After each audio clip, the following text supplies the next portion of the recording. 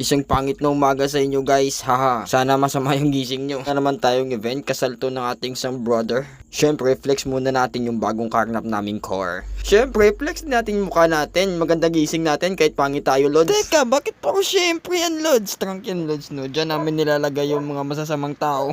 O, yan, puno na kagamitan. Alam syempre, bago kami umalis, huwag kalimutan magdasal, Lods. Magdasal tayo, Lods, bago. So, flexing natin yung view, guys. Buti pa yung view, Minamay Day. Ikaw kaya.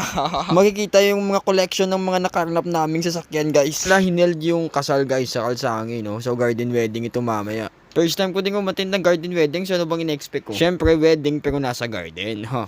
In-start na namin i-shoot si ma'am, syempre, nasa non-disclosure agreement yung mukha, bawal ipakita. So, with our team perseverance and dedication, and what do you expectation with this? As you can see, my team is giving instruction. And also, we believe that language is a barrier. English is English, wala na akong maisip na English.